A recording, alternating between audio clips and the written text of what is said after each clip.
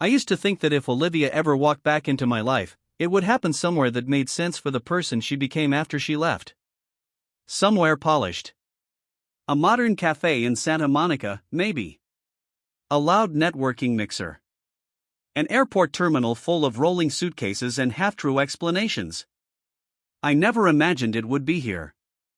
The gym at Maplewood Elementary smelled like disinfectant mixed with cardboard and sugar cookies. The kind of smell that sticks to your clothes without you noticing. Trifold poster boards covered the walls, curling at the edges under harsh fluorescent lights. Kids ran everywhere, weaving between tables covered in baking soda volcanoes and solar system models, their sneakers squealing against the polished floor. I was kneeling beside a long table near the windows, listening to Ethan explain his project. One hand rested on his shoulder while he talked nonstop about wind turbines and energy efficiency, his voice confident in that way kids get when they finally know more than you expect. I nodded along, giving him the same patient attention I always tried to give. That's when I felt it. That shift in the air. I looked up, and there she was. Olivia stood just inside the double doors, frozen like she'd stepped into the wrong room by accident. Her leather tote was slipping off her shoulder, her phone glowing in her hand like she hadn't realized she was still holding it. She hadn't expected this any more than I had. She looked different. Her hair was shorter now, lighter at the ends. Her clothes were sharper, more deliberate. But her eyes, those were the same eyes, only more tired than I remembered. Ethan stood nearly up to my chest now. His hair was darker, his jaw more defined. Beside him was Ava, her hair pulled into a messy braid, gripping a tablet with both hands. She wasn't a baby anymore. Not even close. The kids were laughing, not the loud, performative kind you hear at parties, but something quieter. Private. The kind of laughter that comes from shared mornings and inside jokes that don't need explaining. It caught Olivia right in the chest. I could see it happen. She couldn't move forward. She couldn't move back. Her body froze before her heart figured out what to do. I was wearing a gray hoodie and worn-in jeans, sleeves pushed up without thinking. The scars on my forearm were still there from the old work accident, faint but visible. I leaned closer as Ethan talked, listening the way I used to listen to Olivia when she went on about campaign metrics and brand impressions. Only now, that attention wasn't hers anymore. Her phone slipped from her fingers and hit the gym floor with a soft, hollow sound. Ava looked up first, her eyes narrowing just a little. Curious. Careful.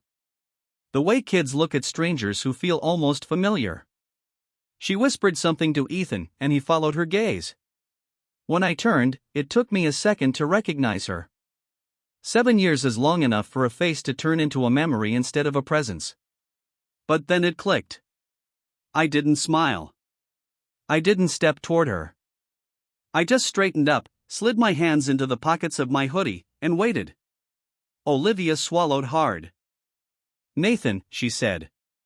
Her voice came out thinner than she meant it to. Ethan shifted without thinking, stepping slightly in front of Ava like he was putting himself between her and something unknown. Dad, he asked quietly. That word hit Olivia harder than anything else could have. Yes, I said calmly. This is Ethan and Ava. I didn't say your children. I didn't need to. She nodded, blinking fast. They've grown. They have, I said. Silence settled between us, heavy and unmoving. Around us, the gym stayed loud and alive. A teacher called raffle numbers. Someone spilled juice near the bleachers. Kids laughed. But in the space between me and the family she had walked away from, everything felt still. Like a room no one had opened in years. I didn't know they went to school here, she said. We moved, I answered. Closer to my work. Another pause. I'm in town for a few weeks, she added, explaining herself even though no one asked. Work. I nodded once. That's nice. Not warm. Not cold. Just finished. Ava tugged at my sleeve. Dad, can we show you the second part? Of course, I said, turning toward her. Go ahead. As the kids leaned back over their project, I felt something shift behind me. Something inside Olivia collapsed, not loudly, but deep. Like a structure giving way where no one could see. We didn't look broken. We didn't look like a family waiting to be fixed. We looked whole. She stood there realizing she didn't know where she fit anymore. Or if she ever would. "Nathan," she said softly. "Can we talk?" I hesitated. Then I met her eyes again. "We can," I said. "But not today." She nodded and forced a small smile that never reached her eyes. "Okay." She picked up her phone, turned, and walked back toward the doors, every step heavier than the last. I watched until she disappeared into the hallway. Then I exhaled. Long, controlled. I knelt back down beside my kids. "All right," I said gently. "Show me what you've been working on." And life went on. Before the silence. Before the letter. Before the long years that taught me how to braid hair and memorize pediatric emergency numbers, I used to think my life was already complete. Our house sat on a quiet street in Renton, Washington. A narrow two-story with cream-colored siding, a porch that creaked under winter frost, and a backyard that caught the late afternoon sun just right. It wasn't big. It wasn't new. But it had a warmth you couldn't measure in square footage. On Sunday mornings, the smell of coffee drifted through open windows while Ethan toddled barefoot across the living room. Ava slept curled in a crib I'd put together myself at 2 a.m, muttering curses at missing screws and instructions written in 6 different languages. I worked for the State Rail Infrastructure Division. The job was steady, quiet, and invisible to almost everyone except the people who depended on it.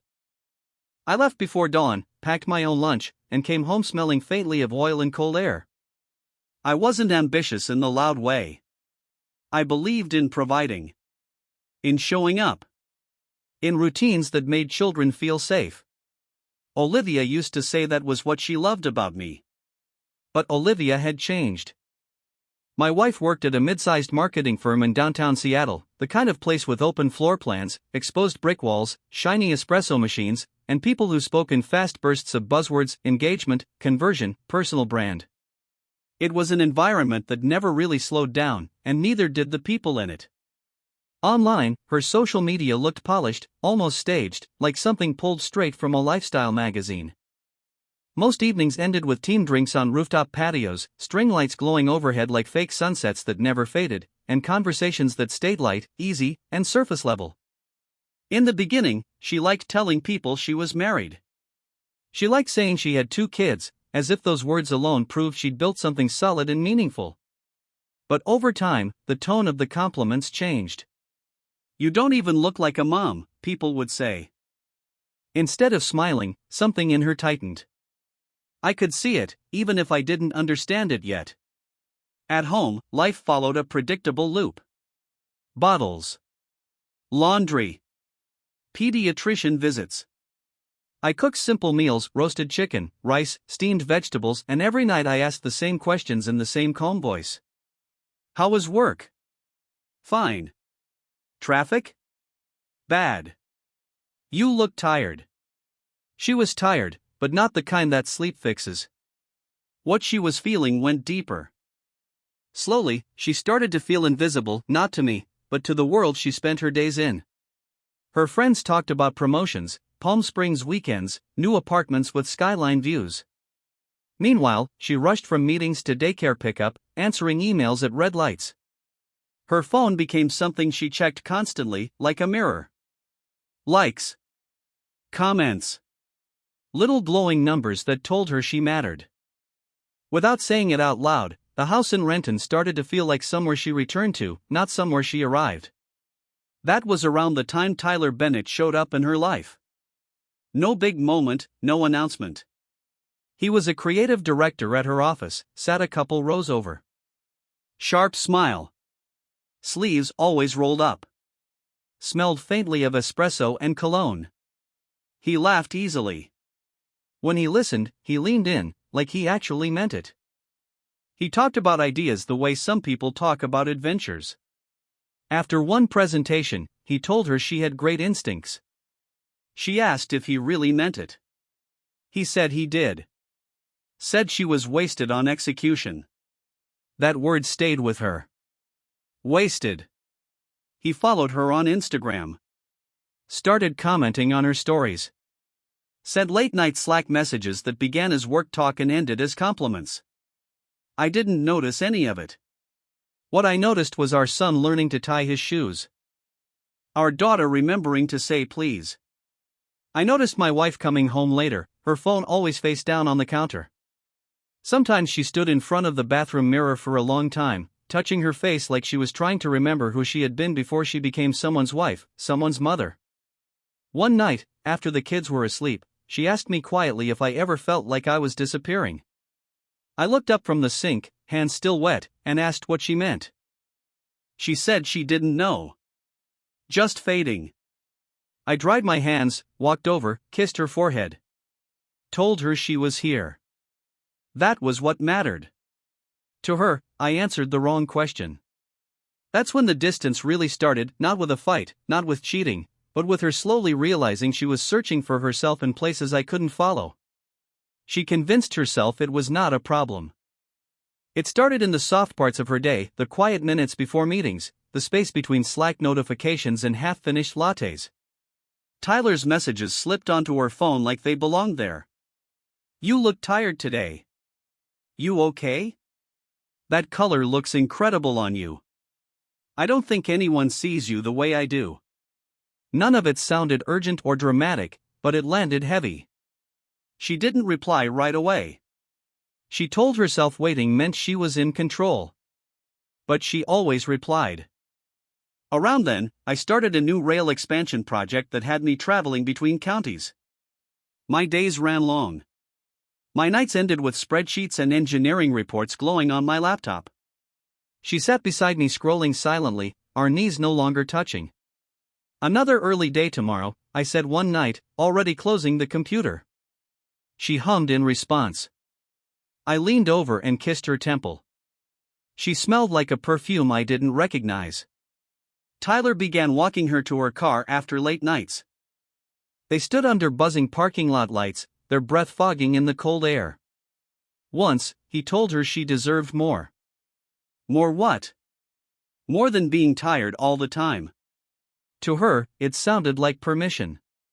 She laughed but didn't step away. He lightly touched her hand once, and she noticed it more than expected. She started volunteering for late projects. Team dinners became one-on-one brainstorming. They sat closer. The conversations drifted, from campaigns to childhood memories to dreams that felt safer to say to someone who didn't share her mortgage. I noticed changes, but not their meaning. I noticed she stopped leaving her phone on the counter. That she showered as soon as she got home. That she hummed songs I didn't recognize while getting dressed. I noticed, but I didn't question. I was tired. I was proud. I believed stability was enough. The night everything shifted didn't seem special at the time. They were alone in a conference room, city lights glowing through rain-streaked windows. Tyler stood too close and asked if she ever felt trapped. She hesitated, then nodded. He didn't kiss her. He waited. That felt like respect to her. She leaned in first. The kiss was soft, brief, careful. And afterward, she didn't feel guilt. She felt light. She sat in her car for 10 minutes before driving home, staring at herself in the rearview mirror like she was meeting someone she hadn't seen in years. I was already asleep when she slipped into bed. She lay beside me, listening to my breathing, knowing she'd crossed into something that couldn't be unnamed again. From that point on, the secret stopped feeling like an accident. It became routine. Lunch breaks slowly stretched into whole afternoons. Afternoons turned into hotel rooms, always booked under Tyler's name. Somewhere along the way, my wife learned a new set of skills: how to delete message threads without hesitation, how to tilt her phone just enough so no one could see the screen, how to keep her voice steady while telling lies that sounded ordinary. She realized that people sometimes drift apart quietly rather than suddenly. At home, my world narrowed to logistics. Daycare schedules. Grocery lists. Alarm clocks set too early. I grew quieter without realizing it, more efficient, less present in conversations that had started to feel rehearsed, like lines in a play she no longer believed in. I felt the distance, but I explained it away as exhaustion. I didn't know that while I was building rail lines for a future I thought we were all headed toward, she was already stepping into another life. One that felt like freedom to her, even if it was only temporary and borrowed. The house in Renton still looked the same. It was warm. It was standing. But something underneath had already started to crack. The night she left didn't feel important while it was happening. There was no argument. No shouting. No slammed doors. I was at the kitchen sink rinsing rice. Ethan was lining up toy cars on the living room rug. Ava was upstairs asleep, her nightlight throwing pale stars across her ceiling. The house hummed with its usual evening sounds, the dishwasher running, the heat clicking on, the faint tick of the clock above the fridge. She moved quietly through the rooms, barefoot, phone pressed to her ear. "Yes, tomorrow," she whispered. I assumed she was talking to a client. She went upstairs. The bedroom light flicked on, then off. About 20 minutes later, she came back down wearing her coat. "Running out?" I asked, still facing the sink. "Just need some air," she said. I nodded and locked the door behind her. She didn't respond. The door closed softly. By the time I finished cleaning the kitchen, the driveway was already empty. I waited. 10 minutes. 20. At 30, I called her phone. Straight to voicemail. At 45, I went upstairs. That's when I saw it. The closet was missing more than just a jacket. Her side of the dresser was half empty. Her toothbrush was gone. I stood very still. That's when I noticed the envelope. It was on the counter near the fruit bowl, my name written across the front in careful handwriting I barely recognized. Nathan. Inside was a single page. I can't live this version of my life anymore. I need to find who I am outside of being someone's wife and someone's mom. This isn't your fault. You're good. You're stable. But I'm disappearing. I need to choose me. Please don't look for me. That was it. No explanation. No apology. No mention of the kids. It read less like a goodbye and more like a resignation letter, as if she were quitting a job instead of walking out on her family. I sat at the kitchen table until dawn. I didn't cry. I didn't call anyone. I watched the sun rise through the blinds, convinced that at any moment she'd come back, embarrassed, explaining that she'd panicked. She didn't. By noon, the bank called about a missed credit card payment I didn't recognize. By evening, I found out the savings account was almost empty. 2 days later, daycare called asking why tuition hadn't gone through. That's when I broke. I knelt on the kitchen floor, hands shaking, the letter crumpled beside me, and finally let myself understand the truth. She hadn't gone out for air. She had gone out of our lives. I learned quickly that abandonment isn't just emotional. It's administrative. Bills.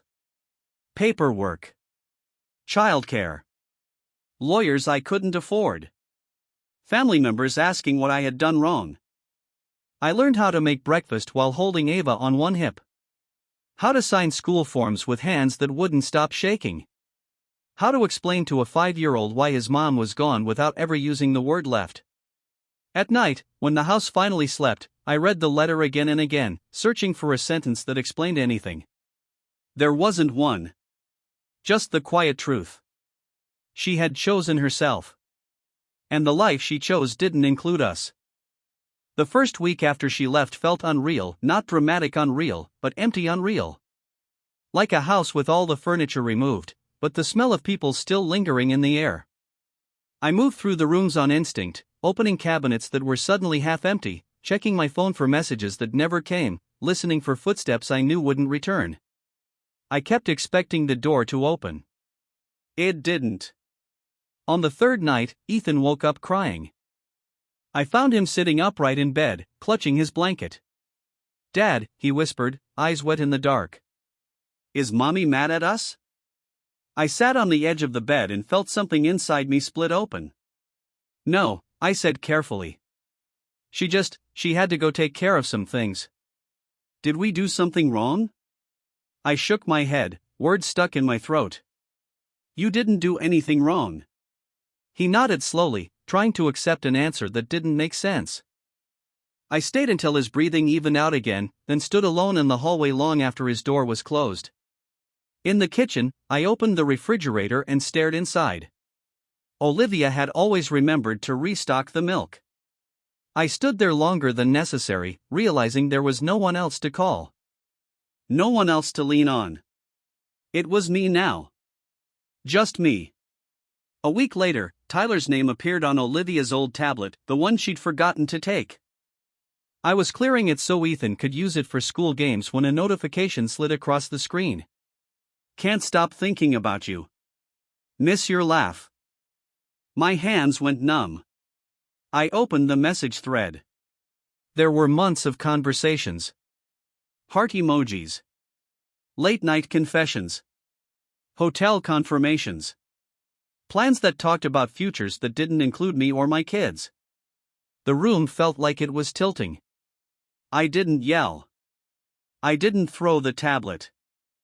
I sat at the kitchen table and read every message until the words blurred together. It wasn't just that she had left. She had been gone long before she ever walked out the door. That night, after the kids were finally asleep, Nathan stood alone in the backyard. The cold had seeped through his clothes, but he barely noticed it as he stared up at the dark sky. He didn't feel the sharp sting of anger, nor the heavy sadness people expect. He felt hollow, like a house stripped bare after a fire, emptied of everything familiar. Finally, he sank to his knees in the grass, letting the tears come quietly, almost silently, the way someone cries when they're terrified their children might hear. In that small, secret grief, a new life began, one built on survival, endurance, and slow rebuilding. He sold his wedding ring. He took on a second consulting contract that kept him burning the midnight oil. He sat at the kitchen table, hunched over his phone, learning how to braid Chloe's hair from tutorial videos.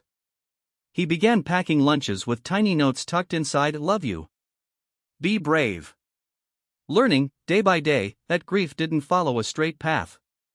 Some mornings, he felt steady, even strong. Other mornings, a single empty toothbrush holder or a quiet hallway could crumble him entirely. But he stayed. He didn't disappear. He stayed, because there was no other choice. And slowly, painfully, the truth sank in. Olivia had left to find herself, and Nathan had stayed to become someone he hadn't asked to be. A father who was forced to be both parents, a man learning to rebuild a life from ruins. Time didn't heal him, it reshaped him, carving him into someone unrecognizable from the man he had been. The first year was pure survival. Calendars taped to the fridge, alarms marked in red ink, meals cooked in bulk on Sunday nights. Life became a rhythm of pickups, lunchboxes, bedtime routines, and the quiet steady breathing of children in the backseat on dark drives home. Neighbors offered help at first. Then less. Then nothing. Life moved on whether he was ready or not.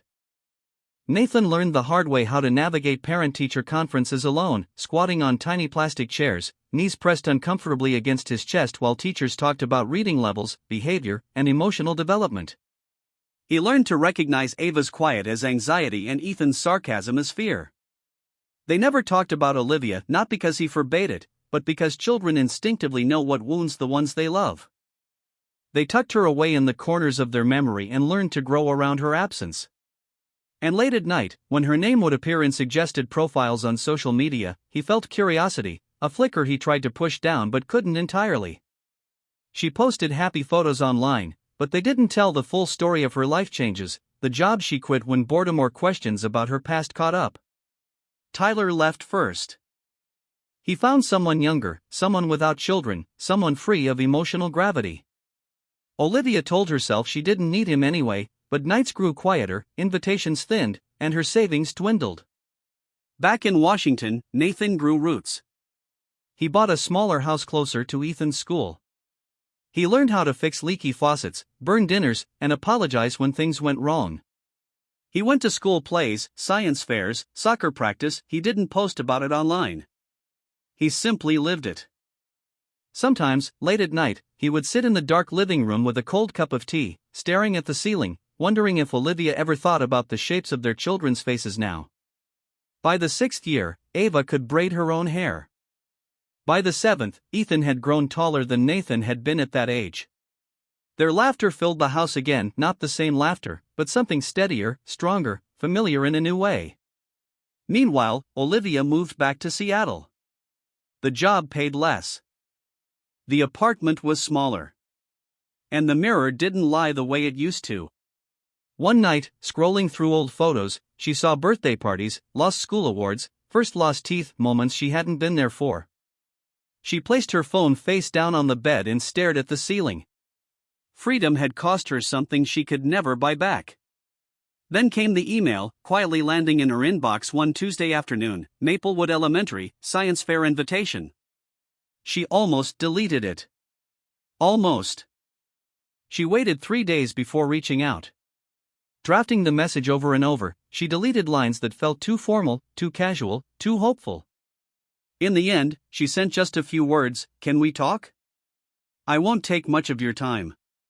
Nathan didn't reply until the following evening, tomorrow, 6 p.m., Riverwalk Cafe. She arrived early. The cafe rested beside a slow bend in the river, the orange sunset stretching across the water. Olivia picked a small table in the back, folded her hands, trying to still the tremor in her fingers. Nathan walked in at 6 on the dot. He looked older, but not worn, grounded. His movements were calm, steady, unhurried. He ordered tea, thanked the barista, and took the seat across from her. Silence hung between them. "I wasn't expecting to see you," she finally said. "I wasn't expecting to be seen," he replied. She swallowed. "They look happy." "They are." "I'm glad," she whispered, meaning it. Tears pricked her eyes, but she let them fall. "I made mistakes," she admitted. "I was lost. I didn't know how to be who I was supposed to be." Nathan lifted one hand gently. "You don't have to explain. I understand what you did." She blinked, startled. "You do?" "I understand why," he said. "I don't understand how." Silence stretched again. "I never stopped thinking about them," she said softly. "About you. I just didn't know how to come back." Nathan nodded. "Coming back would have meant admitting you left." Her breath caught. "I'm sorry," she whispered. "I know it's late. I know I don't deserve." "I forgive you," he said. Her eyes widened. He didn't say it like a line from a movie. He didn't lean forward or dramatize it. He said it like a fact he had already lived with. "But forgiveness," Nathan said, his voice steady but soft, "doesn't mean things go back to the way they were." Olivia stared at him, confusion tightening her features, searching for something familiar in his calm. "We built a life without you," he continued, almost in a whisper. "Not because we wanted to, but because we had to. The kids, they don't need explanations that open old wounds. They don't need a ghost brought back as a person." Her chest tightened, and tears slid slowly down her cheeks. "I'm not asking to be their mom again," she said, her voice fragile. I want to be something." Nathan looked at her, his expression softening, not with longing, not with regret, but with a quiet kind of compassion, the kind that comes from hard-earned understanding. "You were something once," he said. "A part of them, a part of me, but that time is over." He set down his tea and stood, his movements calm, measured. "I hope you find peace," he said, "but it can't be here." Olivia pressed her lips together, holding herself steady as the weight of his words sank in. He walked out, leaving her staring at the empty chair across from her. And in that quiet, she realized something: the most cutting words weren't accusations, they were boundaries, firm and unyielding, and perhaps the truest gift he could give her. The next morning, Nathan woke before his alarm, wrapped in a calm he hadn't known he could feel. The house was quiet, in that soft, pre-dawn way that felt neither empty nor lonely. He lay in bed for a few moments, listening to the faint ticking of the clock, the steady hum of the refrigerator, the gentle rhythm of the kids' breathing drifting from their bedrooms. There was no ache in his chest, no tension. Only a quiet, unshakable calm. He went to the kitchen, poured coffee, and watched pale sunlight stretch across the backyard, dusting frost along the edges of the grass. Winter hadn't fully let go yet, just like certain chapters of his life. He thought of Olivia, not with anger, not with longing, not even sadness. He thought of her as you think of a house you once lived in, a street you no longer drive down. Familiar. Important. Done. Ethan came down first, rubbing his eyes. "Morning, Dad," he mumbled. Ava followed, dragging her blanket behind her like a tiny cape. Nathan flipped pancakes, uneven at the edges, the kind they loved because syrup could fix everything. They sat around the table, the mismatched chairs creaking under them, talking about school projects and which movie to watch that night. Normal. And yet, miraculous. After breakfast, Nathan loaded the car. Ethan slung his backpack higher on one shoulder. Ava realized she'd forgotten her lunchbox and ran back inside, laughter echoing down the hallway. They drove in a comfortable silence, the kind that only comes when home feels like home. At a red light near the school, Nathan caught a glimpse of them through the rearview mirror. Tomorrow, he realized, they'd be looking out the windows, not at their phones, not at reflections of the past, but at the world moving forward. And he understood something he hadn't fully grasped before: what they'd built wasn't a replacement for what was lost. It was something new. Something real. At Maplewood Elementary, he walked them to the gate. Ethan adjusted his backpack. "Dad," he said suddenly, "can you come to the awards thing next week?" Nathan smiled. "Wouldn't miss it." Ava hugged his waist tightly, then ran off without looking back. He lingered, watching them disappear into the building. Across the street, a figure stood still on the sidewalk. Olivia. She hadn't planned to be there, but her feet had brought her anyway, as if memory remembered paths the heart had tried to forget. She watched Nathan at the gate, the man she once called home, now the center of a life that had no room left for her. He didn't cross the street. He didn't wave. He just nodded once, a small, quiet acknowledgement. Not as a husband. Not as a stranger. Just as someone recognizing a chapter that had closed. Then he turned and walked back to his car. Olivia remained on the sidewalk long after he drove away. And in the silence, she understood what no apology could ever change: some homes are given only once. Once you leave them, the door doesn't reopen, even if you find yourself back at the threshold. The street fell quiet again. And life, ordinary and precious, moved forward.